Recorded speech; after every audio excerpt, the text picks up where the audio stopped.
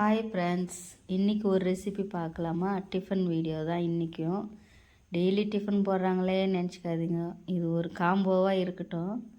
இன்றைக்கி என்ன டிஃபன்னா உங்களுக்கு கடைசியில் சொல்கிறேன்.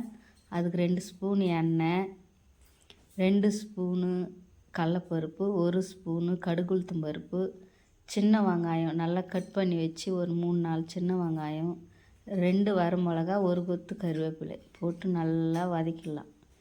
எதுக்கு தெரியுமா? இதை இப்போ நீங்கள் கெஸ் பண்ணியிருப்பீங்கன்னு நினைக்கிறேன்.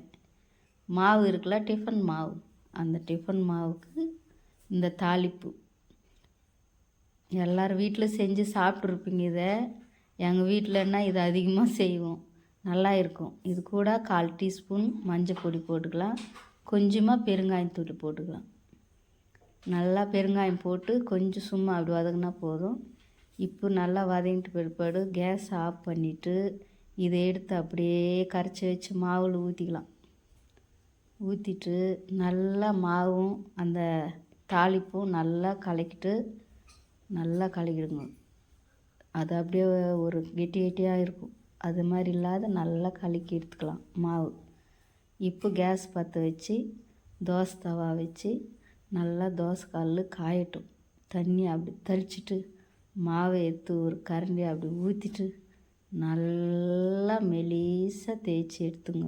இந்த கடலப்பருப்பு போட்டதுனால அங்கங்கே அப்படி மாவு இதாகும், ஆனாலும் நல்லா தான் வரும். அது மேலே அப்படியே 2 ஸ்பூன் எண்ணெய் ஊற்றுங்க. அப்படியே போட்டு மூடி வச்சுருங்க. அவ்வளோதாங்க, சூப்பராக தாளித்த தோசை ரெடி. யாரெல்லாம் இந்த தோசை சாப்பிட்டுக்கிறீங்கன்னு எனக்கு கமெண்ட் பண்ணுங்க ஃப்ரெண்ட்ஸ். பாருங்கள், சூப்பராக மொறு தோசை ரெடி. தோசைக்கு என்ன தெரியுமா சைடிஷ்ஷு? எதுவும் இல்லைங்க. இன்றைக்கி என்ன இருக்குன்னு நினைக்கிறீங்க? இட்லி பொடி தான். சூப்பராக நல்லா இருக்குது. நாளைக்கு